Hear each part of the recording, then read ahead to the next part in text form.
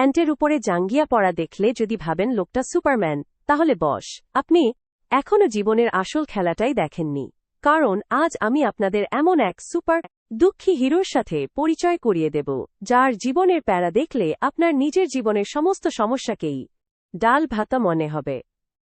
একবার চোখ বন্ধ করে ভাবুন তো, এমন এক সুপারম্যানের কথা, যার কাছে সবচেয়ে বড় ভিলেন ফ্যান্স বা জোকার না, বরং সকাল 9 o'clockটার অ্যালার্ম, যে একটা ফু দিয়ে পৃথিবীর সব মোমবাতি নিভিয়ে দিতে পারে, কিন্তু বসের সামনে গেলেই নিজের ফিউজটাই উড়ে যায়।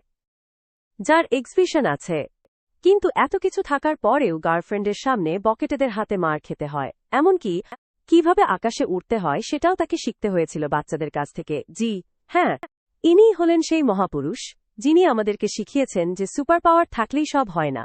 তো আর দেরি কেন, হাতের কাজ ফেলে মন খারাপের ঝুলিটা দূরে ফেলে দিন চলুন আমরা সবাই মিলে ডুব দেই কমেডির এক মহাসাগরে, আর দেখে নেই স্প্যানিশ মুভি সুপার লোপেজ, যা আপনাকে হাসি রোলার কোস্টারে চড়িয়েই ছাড়বে। বেল্টটা শক্ত করে বাঁধুন, কারণ আমরা এখনই উড়াল দিচ্ছি। আর বরাবরের মতো আমি মুভি উপর, কারণ এই গোফের ভাঁজে লুকিয়ে আছে ব্রহ্মাণ্ড কাঁপানোর শক্তি। কিন্তু বাবা তো বাবাই হয়, পাগল বিজ্ঞানীকে আর নিজের কলিজার টুকরাকে রাজার হাতে তুলে দেয় একদম না। তিনি উপায় না দেখে বাচ্চাটাকে একটা ছোট্ট স্পেসশিপে বসিয়ে দেন, আর গুগল ম্যাপে খুঁজতে থাকেন এমন এক গ্রহ যেখানে তার সন্তান নিরাপদে থাকবে। খুঁজতে খুঁজতে তার চোখ পড়ে আমাদের নীল গ্রহ পৃথিবীতে। তবে গ্রহের ডিসক্রিপশনটা ছিল বেশ অদ্ভুত। 800 কোটি মানুষের মধ্যে 100 কোটি টিকটকার নামের এক ভয়ঙ্কর ভাইরাসে আক্রান্ত, যেখানে মানুষ ক্যামেরা দেখলেই অদ্ভুত অঙ্গভঙ্গি করতে শুরু করে, আর ধীরে ধীরে মস্তিষ্কের স্বাভাবিক কার্যক্ষমতার লোপ পায়। আর এমন ডেঞ্জারাস জায়গায় কোন বাবা তার সন্তানকে পাঠাতে চায়? কিন্তু এই বিজ্ঞানী পাঠালেন, কারণ তার বিশ্বাস ছিল তার ছেলে একদিন এই টিকটকারদেরকে সোজা করে দেবে। যাই হোক, শত্রুরা হামলা করার আগেই তিনি রকেটটা লঞ্চ করে দেন আমেরিকার উদ্দেশ্যে। আর যেই না রকেট আকাশে উড়াল দিল, অমনি সেখানে সেনাবাহিনী নিয়ে হাজির হল স্বয়ং রাজা। আর এই রাজা অন্য কেউ নন, ওই বিজ্ঞানীরই বড় ভাই রাজু।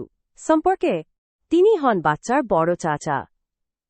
তিনি এসে অ্যাকশন মুভির ভিলেনদের মতো হুঙ্কার দিয়ে জিজ্ঞেস করলেন, আমার ভাইসতা কই? কিন্তু বিজ্ঞানী আর তার স্ত্রী এমন ভাব করলেন যে তারা কিছুই জানে না। ঠিক তখনই এন্ট্রি নেয় রাজার ছোট মেয়ে আদা। সে নামের মতোই কাজের, মানে অন্যের মাথায় আদার মতো গেঁথে গিয়ে সব তথ্য বের করে আনতে পারে। সে তার মাইন্ড রিডিংয়ের ক্ষমতা ব্যবহার করে জেনে নেয় যে ভাইসটাকে পৃথিবী নামক এক গ্রহে পাঠানো হয়েছে। তাই রাজু তার মেয়ে আদাকেও অন্য একটা ক্যাপসুলে বসিয়ে ভাইস্তার পিছনে লেলিয়ে দেয়। কিন্তু সমস্যা হল দুটো ক্যাপসুলই সেম মডেলে, তাই একটা আরেকটাকে ধরতে পারবে না, শুধু পিছু নিতে পারবে। প্রথমে তারা সৌরজগতের বিভিন্ন গ্রহ যেমন জুপিটারের পাশ দিয়ে যাওয়ার সময় সেখানকার বিখ্যাত হালুয়া না খেয়েই চলে যায়। এরপর শনির বলায় দেখে রিংস এর মতো খেলার লোভ সামলে পৃথিবীর দিকে এগোতে থাকে। কিন্তু সমস্যাটা ঘটে একেবারে শেষ মুহূর্তে। আমেরিকায় টম ক্রুজের বাড়ির পাশে ল্যান্ড করার বদলে এক হতছাড়া স্যাটেলাইটের সাথে ধাক্কা খেয়ে বাচ্চাটা রকেট ম্যাপ থেকে সরে যায়। রকেট আমেরিকার বদলে সোজা চলে যায় স্পেনের এক অজপাড়া গায়ে। আর রাজুর মেয়ে আদা, সে তো সোজা আমেরিকাতেই ল্যান্ড করে। তার মানে মামাতো আর ফুপতো ভাই বোন দুজনেই আলাদা হয়ে যায়।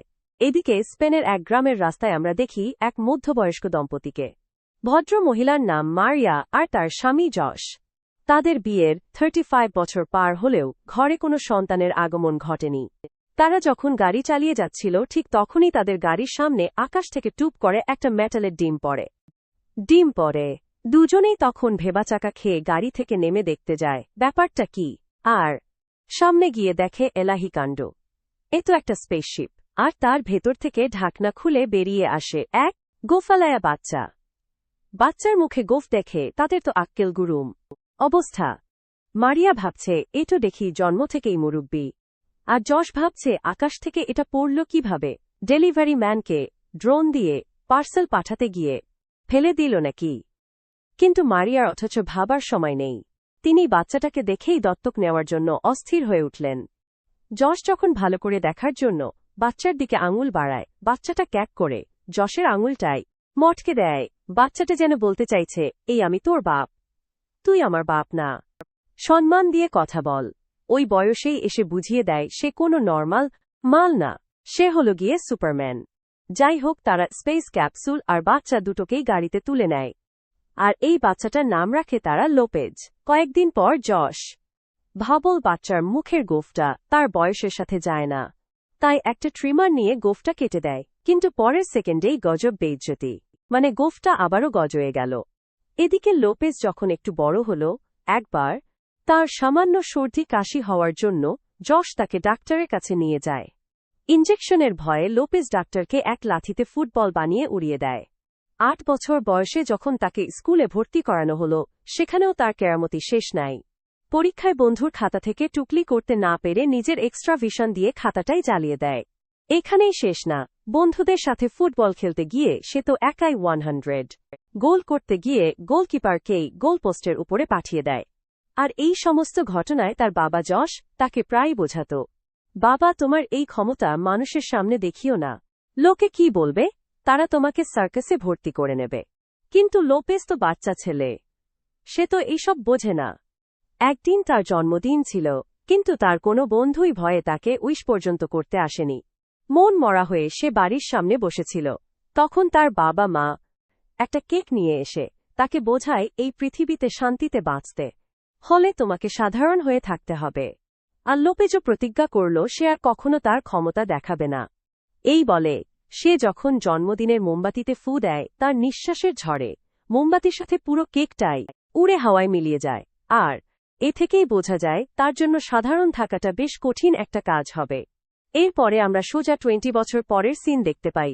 আমাদের গুফালা সুপারহিরো এখন এক কুরিয়ার কোম্পানিতে হিসাবরক্ষকের চাকরি করে, কিন্তু আজকেও সে অ্যালামকে বুড়ো আঙুল দেখিয়ে ঘুমাচ্ছিল। এমন সময় ফোন আসে তার ম্যানেজারের। ম্যানেজারের নাম রামেন। রামেন জিজ্ঞেস করে, লোপেশ তুমি কোথায়? লোপেশ ঘুমের ঘরে উত্তর দিল, আর বলবেন না স্যার, অফিসেই আছি, ফাইলের চাপে মাথা তুলতে পারছি না। রামেন বলল, বাহ, খুব ভালো কথা, আমি অফিসের নিচে আছি, 15 মিনিটের মধ্যে আসছি। এই কথা শুনে লোপেজের তো ঘুম হারাম।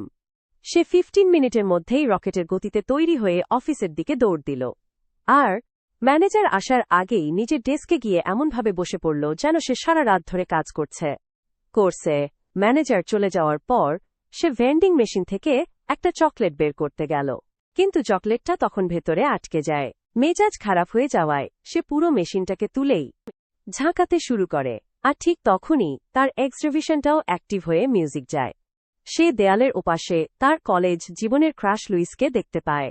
এত বছর পর লুইসকে দেখে লোপেজ তো পুরাই ফিতা। লুইসও তাকে চিনতে পারল। তাদের টুকটাক কথা বলা, তাদের টুকটাক কথা চলার মাঝখানেই ম্যানেজার চলে আসে, আর লুইসকে দেখে ম্যানেজারেরও হার্টবিট বেড়ে যায়। সে কোনো ইন্টারভিউ ছাড়াই লুইসকে চাকরি দিয়ে দেয়, আর লুইস কলটাও আগামীকাল থেকে জয়েন করবে বলে চলে যাওয়ার পর লোপেজও কাজ ফেলে তার পিছু নেয়, আর রোড সাইট রোমিওর মতো ট্রেন স্টেশন পর্যন্ত তাকে ফলো করে। তারপর পিজা খাওয়ার অফার দেয়।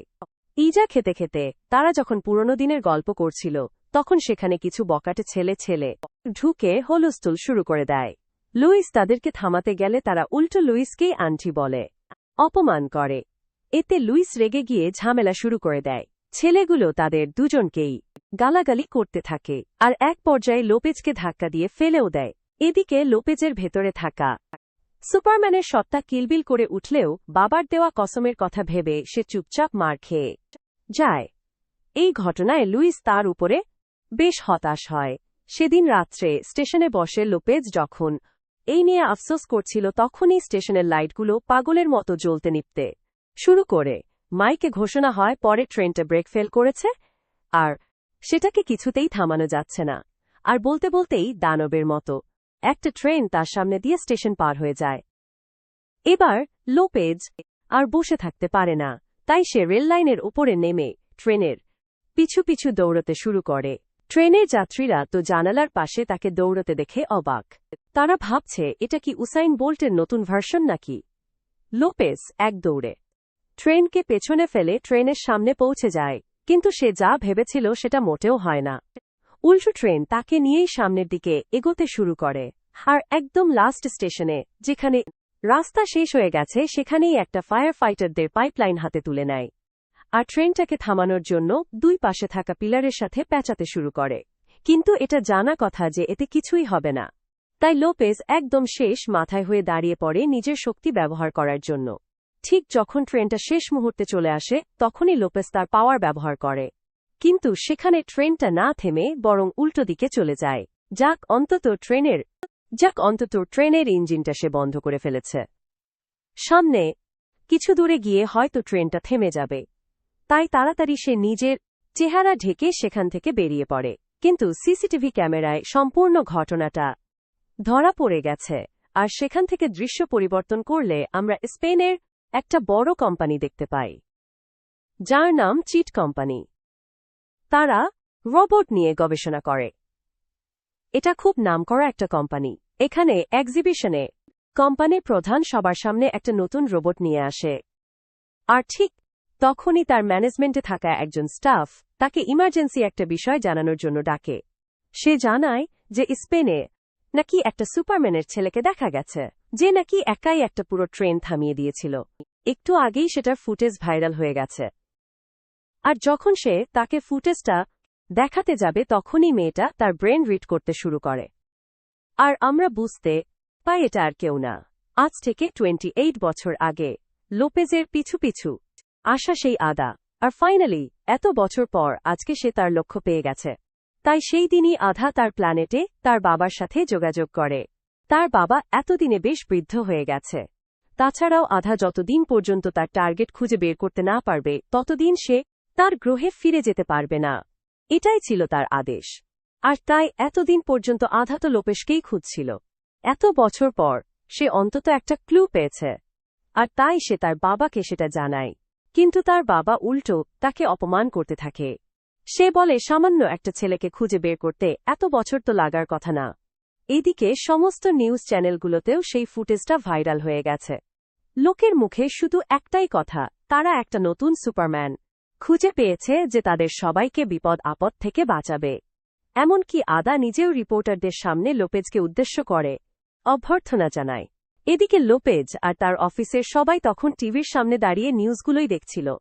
কিন্তু কেউ তো জানে না আসলে লোপেজই তো সেই সুপারহিরো। কিন্তু লোপেজও মনে করে ঠিক করে রেখেছে, সে কখনোই কারো সামনে যাবে না, কারণ দুনিয়ার কাছ থেকে সে তার ক্ষমতা লুকিয়ে রাখতে চায়। এদিকে এতদিনে লুইসের সাথেও তার একটা বেশ ভালো সম্পর্ক তৈরি হয়ে গেছে, সেটাকেও সে আর নষ্ট করতে চায় না। কিছুদিন পর লুপেজ যখন লুইসের সাথে একটা ক্যাফেতে দেখা করতে যাচ্ছিল, তখন হঠাৎ করেই ট্রেনে থাকা অবস্থায় তার কানে কোথা থেকে একটা সাউন্ড আসতে শুরু করে। সে শুনতে পায় আদা তাকে বলছিল, যদি তুমি আমার কথা শুনতে পেয়ে থাকো তাহলে অবশ্যই একবার দেখা করতে আসো। আমি তোমার জন্য অপেক্ষা করছি। তুমি নিশ্চয়ই জানতে চাও তোমার এই ক্ষমতার রহস্য কি, তাই না? আর আমি তোমার ব্যাপারে সবকিছু জানি। আর এই কথা শোনার পর কৌতূহল নিয়ে লোপেজ ফাইনালি আদার সাথে দেখা করতে চলে আসে। আর এখানে তাকে বেশ সুন্দরভাবে ওয়েলকাম করা হয়। কিন্তু লোপেজ কিছুই বুঝে উঠতে পারছিল না। সেখানে যাওয়ার পর আদা তাকে বলে, তুমি কি সেই এক্সপেরিমেন্টের ফল যাকে আমি খুঁজে বেড়াচ্ছি? তুমি কি চাও না তোমার বাড়িতে ফিরে যেতে? আদার কথা শুনে লোপেজ বেশ অবাক হচ্ছিল। লোপেজ তখন আরও বলে, তুমি আসলে মানুষ না, তুমি এই পৃথিবীর কেউ না, তুমি আমাদের গ্রহের নায়ক। কিন্তু লোপেজ তার কথা কিছুই বুঝতে পারছিল না।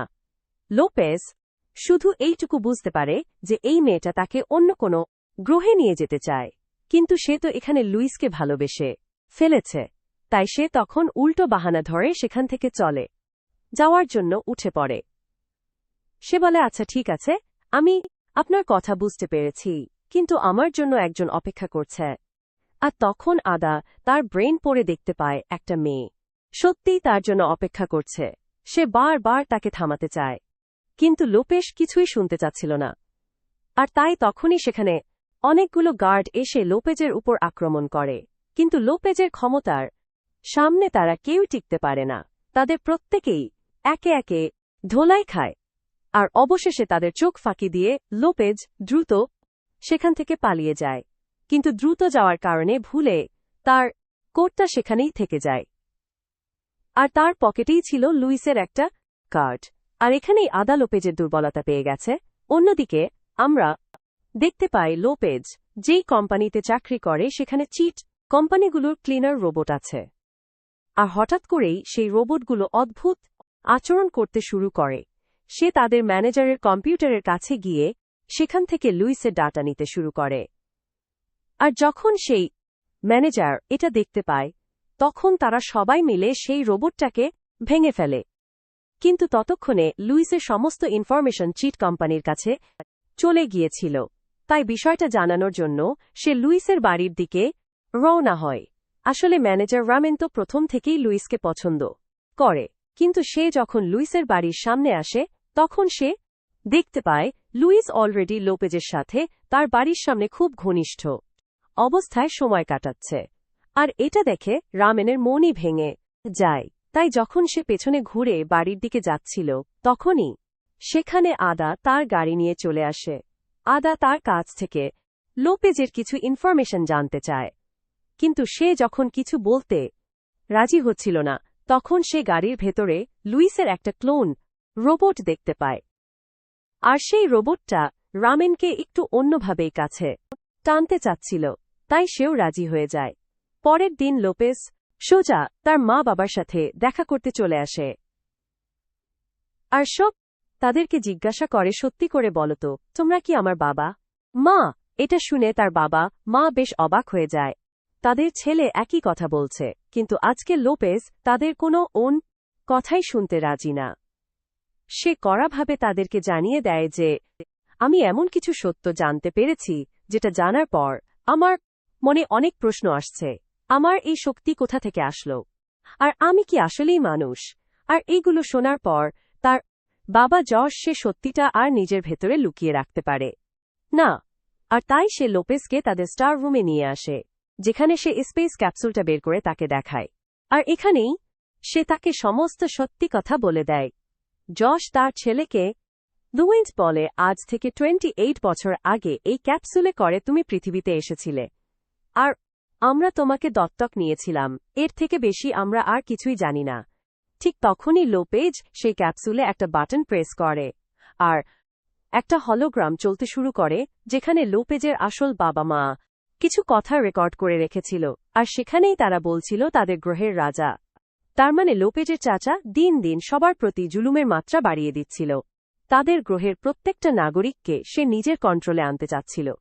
তাই তারা যখন রিসার্চ করে জানতে পারে যে লোপেজই হতে পারে একমাত্র ব্যক্তি যে তাদের প্ল্যানেটটাকে বাঁচাতে পারবে, তখনই রাজা তাকে জোর করে কেড়ে নিতে এসেছিল। আর তাই তার বাবা মা বাধ্য হয়ে তাকে পৃথিবীতে পাঠিয়ে দিয়েছে। আর এখন তারা চায় লোপে যত দ্রুত সম্ভব তাদের গ্রহে ফিরে গিয়ে তাদের সবাইকে বাঁচিয়ে নিক। এটা দেখ সেখানে থাকা সবাই অবাক হয়ে যায়। এরপর লোপেজের মা সে স্পেস ক্যাপসুল থেকে একটা কস্টিউম বের করে আনে। আর সেইটা পরার পর তাকে দেখতে একদম সেকেন্ড হ্যান্ড সুপারম্যানের মতোই লাগছিল। সে হলোগ্রামের থেকে জানতে পারে তার ক্ষমতা সম্পর্কে। তার চোখ থেকে আগুন বের হবে, সে উড়তে পারবে, এমনকি তার গতি হবে বিদ্যুতের মতো। আর তাই সুপারহিরো স্যুট পরার পর লোপেজ সোজা একটা উঁচু জায়গায় উঠে যায়। সে দেখতে চাচ্ছিল আসলে উঠতে পারবে কিনা, কিন্তু লোপেজ ভয় পাচ্ছে। এদিকে পেছন থেকে তার বাবা মা তাকে উৎসাহ দিতে থাকে, তুমি শুধু লাফ দাও আর পাখির মতো হাত ঝাপটাও, দেখো কাজ করবে। কিন্তু সেটা তো হয় না, উল্টো সে ধপাস করে মাটিতে পড়ে যায়। কথায় কথায় তার কিছুক্ষণ পর দুটো বাচ্চার সাথে সে একটা হ্যান্ড সাইন বানায় আর নিজের অজান্তেই দেখে সে উড়তে শুরু করেছে। আর তাকে উড়তে দেখে আশেপাশের সবাই তো একেবারেই অবাক। সে শুধুমাত্র এক হাতেই সাইন বানিয়েছিল আর তাতেই অল্প একটু উড়তে শুরু করেছে। আর যখনই সে দুই হাতে সাইন বানায় তখন সে খুব গতি নিয়ে উপরের দিকে উড়ে যায়, কিন্তু তার সেই গতি সে নিয়ন্ত্রণ করতে পারছে না। আর এভাবে যেতে যেতে একসময় সে একটা সমুদ্রের পাড়ে গিয়ে আছড়ে পড়ে। সেখান থেকে সাঁতার কেটে ডাঙায় উঠে আবারও উড়াল দেয়। আর এইভাবেই আস্তে আস্তে সে তার উড়ার ক্ষমতাটাকে কিছুটা কন্ট্রোল করতে শিখে যায়। আর বাড়ি থেকে অনেক দূরে চলে আসার কারণে রাস্তায় মাঝে মাঝেই এরর কাজ শুনে সে নিজের বাড়ির দিক ঠিক করে নিচ্ছিল। এরপর উঠতে উঠতে সোজা ঘরের জানালা ভেঙে সে তার রুমে এসে পড়ে। আর ঠিক তখনই লুইস আসে তার সাথে দেখা করতে। লুপেজের মা দ্রুত তাকে আবারও আগের মতো সাজিয়ে দেয়। লোপেজ আর লুইস যখন তাদের রুমে বসে কথা বলছিল তখন লোপেজ খেয়াল করে লুইসের আচরণ কথাবার্তা সবকিছুই কেমন যেন অদ্ভুত। কারণ এটা আসলে আসল লুইস ছিল না, বরং লুইসের মতো দেখতে সেই রোবটটা ছিল। অন্যদিকে অফিসে বসে আধা তাকে কন্ট্রোল করছে, কিন্তু কথার মাঝখানে আধা বুঝতে পারে সে ধরা পড়ে যাবে। তখনই সে আর কোনো কিছু গোপন না রেখে উল্টো সেই রোবট দিয়ে লোপেজের উপর আক্রমণ করতে শুরু করে, যা দেখেই লোপেজের বাবা মা খুবই ভয় পেয়ে যায়। তারা মনে মনে ভাবছিল এ আবার কেমন গার্লফ্রেন্ডের বাবা। এদিকে লুইসের এই আক্রমণে লোপেজও একেবারেই কনফিউজড। সে বুঝতেই পারছিল না কি হচ্ছে এগুলো।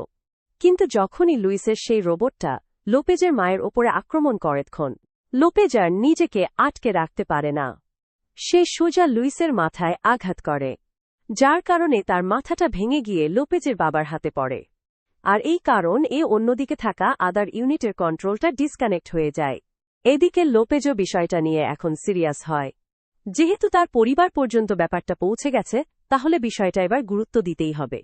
তাই সে বেরিয়ে পড়ে লুইসকে খুঁজতে, কারণ সম্ভবত আধা এবার তাকে ব্ল্যাকমেইল করার জন্য লুইসকেই টার্গেট করবে।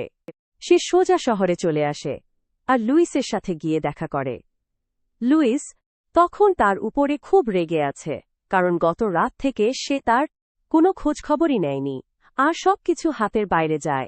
চিন্তা করে লোপেজ এখন তাকে সব সত্যি কথাটা খুলে বলে যে সে আসলে এই গ্রহের কেউ না, সে একজন সুপার হিউম্যান। এমনকি সেদিনকার ট্রেনটাও অন্য কেউ না, বরং সে নিজেই থামিয়েছিল। সে এখন উঠতে পারে, বিদ্যুতের মতো দৌড়াতে পারে, এই সব কিছুই সে লুইসকে খুলে বলে। আর যখন তাকে বিশ্বাস করানোর জন্য সে উঠতেই যাবে, তখনই পেছন থেকে কেউ তাকে টেনে ধরে আসলে সেখানে একটা ফেস্টিভ্যাল চলছিল। আর সেখানে যেমন খুশি তেমন সাজো কম্পিটিশন চলছে। এখানে একজন এক রকমই সেজে এসেছিল, আর তাই তারা ভাবছিল হয়তো লোপেজও তাদের কম্পিটিশনে অংশগ্রহণ করতে এসেছে। কিন্তু লোপেজ তাদেরকে বোঝায়, দেখ ভাই, আমি তোদের মতো নকল না, আমি আসল। কিন্তু তারা উল্টো তাকে নিয়ে হাসি ঠাট্টা শুরু করে দেয়। আর সেই ফাঁকে আদার লোকেরা কখন যে লুইসকে ধরে নিয়ে গেছে সেটা লোপেজ বুঝতেও পারেনি। তাই সে লুইসকে খুঁজতে সামনের দিকে এগোয়, কিন্তু বাকিরা তখনও তার সাথে ঝামেলা করছিল।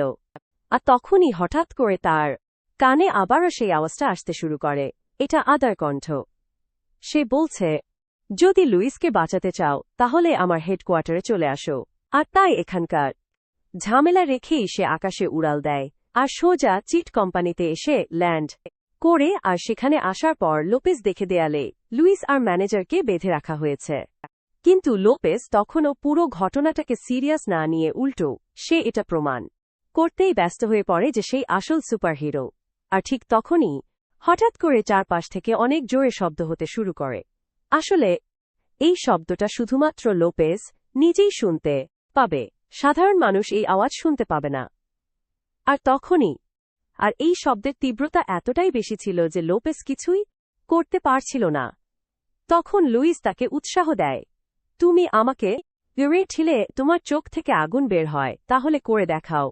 কিন্তু লোপেজ কিছুই করতে পারছে না। আর একসময় তার চোখের সেই ক্ষমতাটাও আনলক হয়ে যায়, আর ওখানকার দেওয়ালে বড় করে একটা ছিদ্র হয়ে যায়। এরপর দুজনকে নিয়ে সেখান থেকে সে উড়ে চলে আসে। এইদিকে এতক্ষণে চিটন গ্রহের রাজা রাজু লোপেজকে নেওয়ার জন্য পৃথিবীতে চলে এসেছে। কিন্তু যখন সেখানে আসার পর সে জানতে পারে লোপেজ কিছুক্ষণ আগেই পালিয়ে গেছে, এটা শুনে আদার বাবা সে আবারও আদার উপরে রাগ করতে শুরু করে। সে বলতে শুরু করে, তোমার মা তো 18 বছর বয়সেই একটা গ্রহ দখল করে ফেলেছিল, আর তুমি একটা ছেলেকে খুঁজে বের করতে 28 বছর লাগিয়ে দিলে। আর সে কথাগুলো এমনভাবে বলছিল যে আদার এসব কথার আর কিছুতেই সহ্য হচ্ছিল না। তাই সে রেগে গিয়ে সেখানেই তার বাবাকে মেরে ফেলে আর নিজেই তার চেয়ারে বসে পড়ে। অন্যদিকে লোপেজ তখন তার নিজের বাবা মায়ের কাছে ফিরে গিয়েছে। কিন্তু আদা তার বাবার স্পেসশিপটাকে নিয়ে সোজা সেখানে পৌঁছে যায় আর একটা বিশাল রোবট বানিয়ে তাদের সবার উপর আক্রমণ করে বসে লোপেজ তার সাথে লড়াই করার জন্য অনেক চেষ্টা করে কিন্তু তেমন কোনো লাভ হয় না আর তাই একটা সময় সে রোবটটাকে আটকানোর জন্য ফুটবল ম্যাচ থেকে একটা বড় জাল এনে সেটাও উপর থেকে ফেলে দেয় কিন্তু সেটাও ভুল করে তার মায়ের উপরেই পড়ে যায় আর তখনই আদা তার মাকে রোবটের ভেতরে টেনে নেয় এমনকি ফাইটিংয়ের শুরুতেই রোবটটা লোপেজের বাবাকেও ভেতরে টেনে নিয়েছিল আর এইভাবেই আদা লোপেশকে মারতে মারতে একেবারে আলু ভর্তা বানিয়ে দেয় আর একদম শেষে যখন আদা লোপেশকে প্রায় মেরেই ফেলতে যাবে ঠিক তখনই কিছুটা দূর থেকে আমাদের নায়িকা লুইস লোপেসকে ডাক দেয় আর বাংলা সিনেমার নায়িকাদের মতো চিৎকার বলতে শুরু করে তোমাকে উঠতেই হবে ব্যাস আর কি নায়িকা বলে দিয়েছে লুইসের ভালোবাসার টানে লোপেস আবারও শক্তিশালী হয়ে ওঠে এরপর সে রোবটটাকে ইচ্ছামতো মারতে শুরু করে আর একসময় তাকে মারতে মারতে ড্যামেজ করে সুইমিং পুলের পানিতে ফেলে দেয় যার কারণে সম্পূর্ণ রোবটটাই নষ্ট হয়ে যায় আর বাকিরাও রোবটের ভেতর থেকে বেরিয়ে আসে বাট লুইসের এই ডাকটা প্রথমে দিলে কি হতো বেচারা আমাদের সুপারম্যান ফাও ফাও কতগুলো মায়ের খেলো রোবট থেকে বেরোনোর পর লোপিজের বাবা যশ তাকে বলে এখন তোমার নিজের গ্রহে ফিরে যাওয়া উচিত তোমার আসল বাবা মা হয়তো তোমার জন্য অপেক্ষা মিউজিক করছে কিন্তু লোপেজ তখনও মনে মনে দ্বিধাদ্বন্দ্বে আছে তারপর কিছুদিন পরে দৃশ্য দেখা যায় যেখানে আমরা চিটন গ্রহটাকে দেখি আর সেখানে শুধুমাত্র আদাকেই পাঠিয়ে দেওয়া হয়েছে আর লোপেজ তার বাবা মার সাথে পৃথিবীতেই রয়ে গেছে যেহেতু চিটন গ্রহের রাজা পৃথিবীতে তার মেয়ের হাতেই মারা গেছে তাই সেখানে আর কোনো বিপদের সম্ভাবনা নেই তো সে সেখানে গিয়ে আর কি রক্ষা করবে বরং সে পৃথিবীতে থেকেই পৃথিবীকে রক্ষা করতে চায় আর তাছাড়াও আমাদের আদা কিন্তু আসলে অতটা খারাপ ছিল না শুধুমাত্র বাবার কথা শোনানোর জন্যই সে এইসব করত ব্যাস আর কি এখানেই শেষ হয়ে যায় আমাদের সুপারম্যানের গুলিস্থানের ভার্সনের এই সিনেমাটা তো বন্ধুরা এই ছিল মৌচলা সুপার হিরোর গল্প এই সিনেমা আমাদেরকে হাসতে হাসতে একটা জিনিস খুব পরিষ্কারভাবে শিখিয়ে দেয় সবাইকে সুপার হিরো হতে হবে তার কোনো কথা নাই কিন্তু নিজের ক্ষমতাটা ঠিক জায়গায় ঠিক সময় ব্যবহার করাটাই আসল হিরোইজম সারাদিন পাওয়ার লুকিয়ে রেখে লাভ নাই আবার যেখানে দরকার সেখানে চুপ করে থাকাটাও বিপদ লোপেজ আমাদেরকে দেখিয়ে দিল কখন চুপ থাকতে হয় আর কখন ট্রেনের সামনে গিয়ে দাঁড়াতে হয় এই ব্যালেন্সটাই জীবনের আসল সুপার পাওয়ার তাই মনে রাখবেন আপনার মোচ না থাকলেও সমস্যা নেই আকাশে উড়তে না পারলেও চলবে শুধু মানুষের পাশে পাশে দাঁড়ানোর সাহস থাকলেই আপনারাও নিজেদের লাইফের সুপারহিরো এই ছিল আজকের গল্প আর এখন চলে যাচ্ছি সরাসরি আমাদের মুভিমের ফ্যান সেকশনে আর আমাদের আজকে সেরা মন্তব্যকার হিসাবে নির্বাচিত হয়েছেন বীর সাজিদুল হক রেজুয়া তিনি বলেছিলেন আপনার এক্সপ্লেইন করা মুভিগুলো দেখলে খুব খুব ভালো লাগে সত্যি খুব সুন্দর সুন্দর মুভি আপনি এক্সপ্লেইন হেন শোয়া করেন আপনাকে অনেক ধন্যবাদ সাজিদ ভাই আর এভাবে আমাদের পাশে থাকার জন্য আপনাদের সবাইকে জানাই অন্তরের অন্তরস্থল থেকে অসংখ্য ভালোবাসা আজকের মতো এখানেই বিদায় নিচ্ছি আবারও দেখা হবে নতুন কোনো মুভির গল্প নিয়ে ততদিন পর্যন্ত সবাই ভালো থাকুন আর অবশ্যই ভালোকে ভালোবাসুন